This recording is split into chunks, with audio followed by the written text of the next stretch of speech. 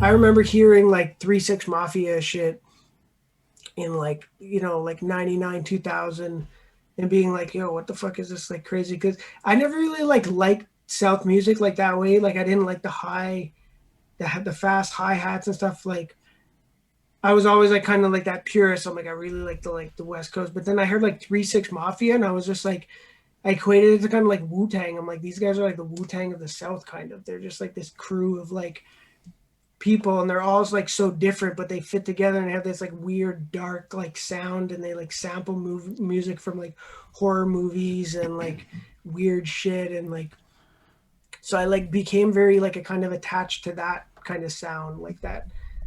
So I'm like I started making like a more fucking like southern style beats and like being influenced by that stuff. And then my whole kind of style of beat making like switched up. So I like switched from like this like very East Coast like dark sound to this kind of dark South sound. Because I was just like, oh, this is like a whole nother way of like making beats. And it was just like the the the the drum template were completely different than what I was like doing, like making like, so it was like a challenge to me also. Yo, that's so nifty. Like, first of all, it's so nifty that this party series happened. Like, I didn't know any of this existed, dude. You gotta understand the rock I'm under. I'm in this call center all the time, fucking working, like, fucking for. I did some, like, insane overtime shit. And then I would just randomly get booked for things and go perform and Right. have literally no entry or gateway into, like, this next tier. I didn't meet any Yeah. people. Honestly, I got lucky that I met Logic's a hip hop karaoke type thing. Like, I got lucky so Yeah. many times Well, like because that. during that whole time, like I still like knew Logics and them and like maps. And I was like, I was doing my own thing, but I was still like, I still knew them. And like this whole like underground graffiti like thing was like happening. And then they just started like the graffiti thing started moving to the internet and like becoming like this search board thing, and then like a website, and then like it just kind of transformed into like doing parties. It was just like a bunch of people from Montreal, like this underground like scene of like graffiti writers and like just like party people and musicians and DJs. And that's kind of like what like Mook Life was. It was just like this weird, it became like my second part too of like what Logic's studio was. It was like that. Mook Life was like that. So I like knew all these like other types of creatives, like artists and like DJs and like not some rappers and stuff, but then like with that whole Moog Life scene, like I got like linked up with like the whole kind of like but like the Vice kind of scene, like of like the underground Montreal music scene and like after hours and like the DJs and artists that were like coming through that world. And that's like how I got like linked up with that and like just going after hours, and then like being a DJ at these like after hours like jams that were just like being thrown and like in the like fucking plateau and the like area like above that Jean Talon and stuff. Right. I mean, I know what you're talking about generally. I didn't know any of this was happening. I'm just going, holy shit, I was living under a rock, my guy. Like, seriously, that's what I'm like.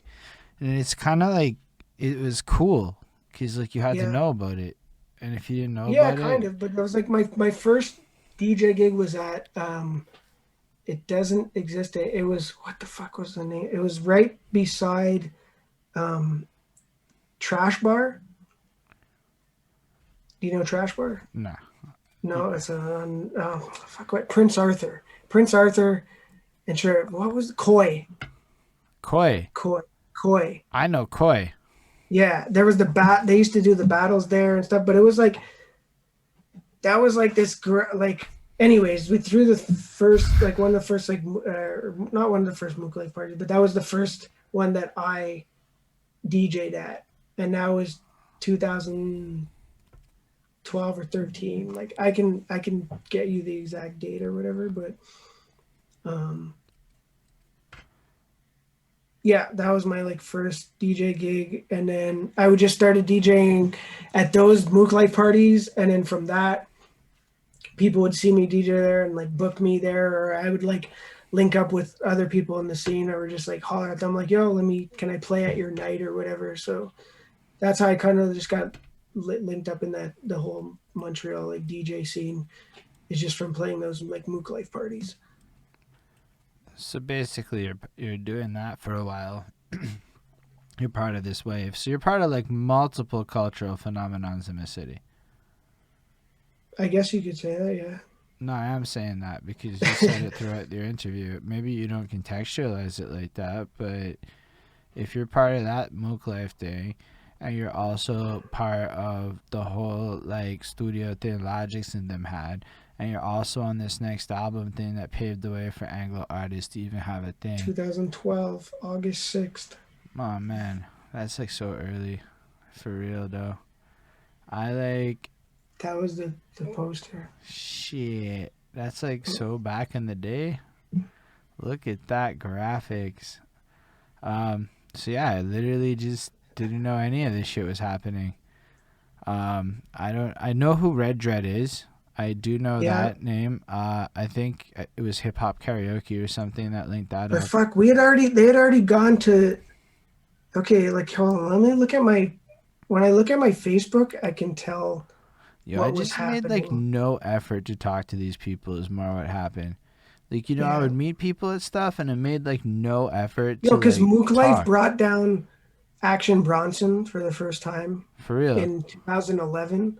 It was like Mook Life Lookout, and it was at Lambie. That was like a fucking dope show. So it was like, yeah, it was like around 2011. I was like living on King Edward. I'd like moved out of Avon, and then like Murderface was still kind of happening. We were doing like shows and shit. Gigante was happening like around that time, 2011. Um, but then I like started like merging more with like that the Mook Life scene. But yeah, then we did shows at like Catacombs, and then when was it? 2000, yeah, 2012. Then because of like Mark, I started linking with the art beat, art beat, Maybe. like loop session. Anyway, that's a whole nother thing. Like K Tronada started at like So art beat. are you saying you're linked up in a whole other thing that was big? Yeah. Tell us about it. Art beat was I guess a showcase just for like Montreal producers to like, they would book shows and just, it was like Montreal up and coming producers playing their beats to a bunch of people, and no rappers, nothing. It was just like a round table of beat makers sitting down, like each playing beats. Like it was go through a round of like beats, and I was at one of those That's in fucking May 2012. so this was like a really lit time to come into the game, man. Like I didn't even realize a lot of this was happening. Like I started rapping in 2012, like for real.